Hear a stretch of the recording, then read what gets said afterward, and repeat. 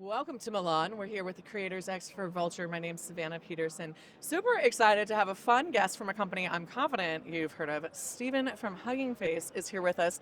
Stephen, thank you for letting me stalk you on LinkedIn and invite you to the show. Now, hello everyone. Thanks for the invitation. And yeah, very excited to talk a little bit. Yeah, today. So, part of why I really wanted to talk to you is you have to have one of the coolest jobs in AI right now. You're in charge of leading the LeRobot team, so you get to see everyone who's doing open source robotics and super cool stuff. First of all, is it as cool as I think it is? It is very cool. Yeah, I think there's a lot of things happening in the field nowadays. So it is cool to have the front seat and see everything going on, right? The new developments, the news, the videos in social media as well. The robots doing crazy stuff, right? That's something that it is always exciting to work on, and most importantly, it is also very exciting to put all this technology available for the people, right? Yes. As you mentioned before, the robot is open source, so it is true that we're very close to the open source ecosystem, but we also try to keep an eye on the kind of like the closed source, such that we can replicate the results or the innovations on that side, but for everyone else in the community to also benefit from. Yeah, so you get to see what's going on at enterprise, individual level. Tell me a little bit about some of the trends that you're seeing in robotics right now. So lately, I think it is all around robotics learning, right? Hmm. Which is, if I had to summarize it in a very simplistic manner, will be to apply the technology from LLMs to robotics, right? Hmm. So you can imagine, right, your typical example of, hey, using ChatGPT intelligence to allow the driving of the robot, right, and its Yeah. behavior. So these results in all these demos that we have seen around of you ask the robot to do something and then it goes and it does it. We recently, for example, did an experiment in which the robot fold clothes, right? Right. And all this is using this new technology, right? Essentially. Yeah. Did you see that robot marathon recently? Yeah, I did. Yeah, I found it super fun. But at the same time, I felt like, well, a car will be faster at that point, right? Because a car is also a robot. But it is very exciting because what I find most interesting about the marathon race is that there's a lot of innovation in the hardware space, which is something that robotics um, it has been historically hard to tackle. Right? Hardware is hard, Yep. and especially when we're talking about complex movements like a humanoid or something else Exactly. Yeah. in a personal space. How do you think the innovation has changed in the last few years? I feel like we're seeing a really big momentum moment. So, what do you think have been some of the drivers behind that? So I might be heavily biased, but I believe one of the reasons why we're receiving this much momentum in the field is thanks to open source, right? Yeah. Because open source allow us to um, the breakthrough that I do in one part of the system, someone else can leverage that breakthrough to do their own breakthroughs in another part of the system, right? Robotics has always been a complex system, right, that involves different components. And open source allow us to put everyone on the edge of the field, right? Because I can share my breakthrough, my discovery, and someone else can leverage on that, can continue building on that, which is one of the core principles I believe in what we do at LeRobot, because that's we try to stay very close to the state of the art, that is, implementing the new technologies and so on. The community part, which is putting available to everyone, but also the accessibility such that everyone can use it, right? Yeah. What do you have a favorite robot? Oh, that's a good question. I gotta admit that I was quite surprised the first time that I interacted with Richie Mini, Oh yeah. just because yeah, there's something about the head movement, antennas, and the fact that it's very reactive as well. Hmm. It suddenly you realize that there's a robot that is making you laugh, right? And I say, wait, well, that's actually incredible. So that's something that and on top of that, super accessible, right? Everyone can just like go and interact with it. Yes. So I think that helps bringing the barrier, like lowering the barrier for everyone to just get into the field and get interested in all the innovations that are going on. I think you just made it such a good point, and I could see you light up when you were even talking about that, because even though we're in this industry, we can still be surprised and delighted. And I think what you just described is the warm and welcoming nature of that. And I think Yeah. it's so important to not go Terminator route and to go friendly, creative, Yeah. responsive. What are some of the other areas that you think robotics is going to really make a difference in the next 5 years? That's a very good question. I think it all depends. Okay, so how I like to see it is that there's always the innovation part, right, and the technology, but there's also a period in which we need to get accustomed to the new technology, right? The same example that I just did, Reaching Meaning help us bring that warm, right, Mhm. bring that enthusiasm to the people, to the common user. And I think even if we manage to make a robot, they're just thinking about a humanoid helping in this type of events, right? They're in AI week, in which I don't know, it is maybe handling badges and everything. Mhm. It might still be a little bit intimidating if we're not first accustomed towards the technology, right? Yeah. So I believe that even though um, there's a lot of innovations in the space, there's still a delay that is going to happen for people to like get accustomed to the technology, right? Mhm. Um, so I believe things like applications first in a warehouse or in a more controlled environments are probably going to be the first one that are going to get tackled, and then as people get familiarized with it, um, hopefully, if we do our job right, the robots will continue to tackle other tasks. But the importance of open source is, as you said before, right, making sure that we don't go the Terminator way, Mhm. is that it helps us collectively decide how we want to progress in the field, right? Because Yeah. everyone is now aware of the technology, everyone has built an intuition about how it works, and then that allows us to take a collective decision of where we want the field to go. Yes, absolutely. You just touched on something that I've been observing as an analyst, kind of on the outside, or looking in. I feel like the culture of collaboration in robotics is in a really beautiful phase, Yeah, like way more so than ever before, at least from what I've seen coming from hardware. Would you agree? I agree, and I think that it all comes down to the fact that robotics is hard. It's a hard challenge, right? Mm-hmm. So no single company can just do the breakthroughs in all the different steps of the pipeline, right? They cannot go and handle all the hardware and all the software and all the customer interaction, well, not customer interaction, like people interaction, right, and so on. So this is what I believe collaboration echoes so much within the robotics community because we know each other's pain, right? And when we Yeah. see someone who's making such a good progress in one side of the field or one side of the industry, then we get very much excited because that's going to simplify everyone's lives, yeah, right? Yes, and not every company has to teach a humanoid how to walk. If Exactly. you're specializing in healthcare, you should be focused on the empathy of that Yeah. or the diagnostics of that robot. No, it's super cool. If you were to have a robot at home, what would Yeah. you want it to do? I was thinking that the other day, and well, we did this robot at Hugging Face that it was able to short fold T-shirts, and I thought that was okay. But I think then there's a question of like, okay, so we did that experiment just to show people how to make the progress, right, and how this technology works and open all that, right?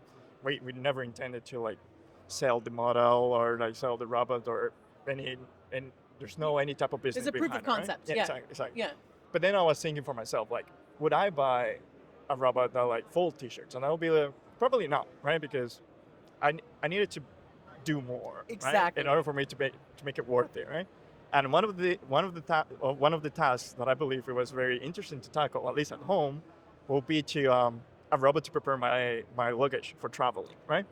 Because Amen. yeah, because I could not agree with you more. usually when you go and you travel, preparing your bags falls within the critical path, right? You cannot avoid it, right? There's a Right. certain moment that you can like It's that, definitely that critical. you need to Or sit else it's down, going to be right? awkward when you show up. Yeah. Yeah. I mean, you cannot go empty-handed, right? You make sure that you pack everything that you need, Yeah. and like, there's no one else that can do that other than yourself, right? Because you Right. like you know, so like a robot who will be able to like, okay, I go to my home. I know that I have a travel tomorrow. Maybe I'm coming to one of these cool events like AI Week, and my bags are already ready. I think that will be amazing. Yeah. Oh, I'm so with you. And it throws those clothes in the wash when you get back. Yeah. Yeah. It's checked the weather so it knows. It knows if it's going to be a really fashionable show or if you're Yeah. going to be hanging out with a bunch of developers. Yeah. I mean, when people ask me what I hope tech does, I'm ready for that one. I'm so ready to never have to pack my suitcase again. Holy moly. Yeah. Take notes. Take notes, Yeah, everyone. yeah, yeah. Wherever you are, I will buy your original prototype. And then I want it in the hotel when I get there so it just sorts it for me before I leave on the way out. More important at home, though, I guess. What do you hope that this technological revolution, speaking more broadly, blue sky, what do you hope it does for your friends, your family, your community? Um, I believe, given that the technology is way more accessible nowadays, what I have noticed is that there's a lot of people who maybe was interested in the past, and then, well, of course, it was very complicated. You needed like 4 PhDs to get into the field and like to make even the robot move, right? Um, Yeah. Nowadays, that process is way simpler, right?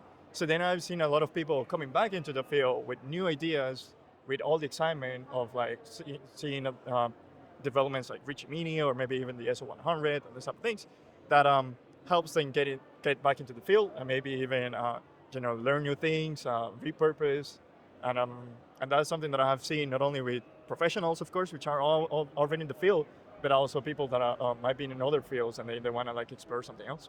Yeah, exactly. So let's stay there for a second. What would your advice be to someone who's listening to this interview, really curious about robotics, but doesn't really know where to start? How do they dip their foot in the water with Hugging Face and LeRobot? Um, well, I believe LeRobot is actually the perfect tool for that, right? Because LeRobot gives you all the tools such that by the moment that you decide to give it a try, to the moment that the robot is moving and doing a task, it's been maybe 10 minutes, right? That's crazy. So then everyone can just have a little, robotic arm and SO100 because it's cheap and accessible, right? Um, they're sitting on the desk and then suddenly they can just start doing experiments, collecting data, training models, using the Hugging Face hub to like as as this hub that provides you all the infrastructure that you need to like experiment in a more smooth way, Yeah. right? With all the technology, and then I don't know, do some simple automation task, and they get excited about it. But definitely, robot. One of the things which it comes back to the three principles that I mentioned earlier. One core principle is accessibility, right? Which means that you don't need top-notch hardware. It is easy to use, and it is open source, so you don't lose anything by just giving it a try. Yeah, absolutely. Does the LeRobot community absolutely love you guys? I feel like, what's the community interaction like? How often are you talking to community members, actually? Well, that's I try to do that very often because LeRobot is community based. Um, Unfortunately, we have a very vibrant community as a whole, right? Um, Interactions happen mostly through Discord, our Discord server, in which people share, the projects that they're working on, maybe the excitement, the questions, and then if it is not me who is answering them and replying them, there might be someone else in the community who feel like jumping into it, right, and like Yeah. helping someone else in the community. So I think, yeah, this is most of the times that we interact with them, but also making sure that we stay close with the industry players and also with the research labs, which are of course the ones that are pushing the field even forward, Yeah. even more forward. So yeah, we tend to go assist to these events, encourage people to like give it a try. Also talk with people to see like what are their latest developments and progress and what are they excited about. Because nowadays there's a lot of news, right? But then that means that there's a lot of noise as well. Yes. And then us as an engineers, and also, well, leading the project, we need to learn how to distinguish the signal from the noise, right? Absolutely. And yeah, that only happens with talking with people and see what the other ones think. Yeah. Yeah, and to your point, that the open source community or even within your Discord, everyone's eager to help. It's a helpful community. I think people have thought about tech as kind of a big black box if you're not a part of our world, but it's a really helpful and fun community right now. Speaking of community, you're Paris based. It feels like the Paris tech scene is having a moment. It is, yeah, fortunately. And I think I will not stop there in Paris. I think there's also other cities in Europe that are having a breakthrough, which is good for the continent and the ecosystem as a whole. Absolutely. Paris is one of them, of course, but you also have Munich, you also have Zurich, London as well. We can throw them into the bag. So it is very exciting to see all the investment, effort, research happening around. Yeah. I'm very happy for that, but I think it only represents how much motion physical AI has, right? Agree. To the point that you have multiple tech hubs, right? Yeah. About it. All right, final question for you. I know that you enjoy boxing when Yeah. you want to take a break from the screen. Do you ever think that you'll be leveraging AI or robotics to help you spar better or work out? It's funny because I think that was one of the first applications that people use humanoids for. Mm-hmm. Uh, we all have seen all these Unitree robots with a helmet and with a dummy gloves. They're just like hitting each other. Um, it is mostly for entertainment. Right. Uh, They're a little fragile for that, would be yeah, my no, thought, at least right so now. I wouldn't dare to jump into the ring against a robot because maybe I can beat him once, but he's gonna Learn. go back up, right? Yeah. Whereas if I go down once, then it's probably I'm not gonna go up that easily, right? The robot Right. can just like go up, down, and that's it. But yeah, I don't know. It will be interesting to see all these little applications that people will come up with. Yes, absolutely. Stephen, this has been awesome. I genuinely appreciate you taking the time. And I hope you get to see some of your robots here on the show floor. And I'm excited to continue to follow all the wonderful work y'all are doing. Thank you. Awesome. Thanks for the kind words and thanks for the invitation as well. Yeah, absolutely. And I hope you're geeking out as much as we are here in Milan. Now I just want to go program my suitcase packing robot. My name is Savannah Peterson, here with Vulture for Creators X. Thanks for coming to learn with us.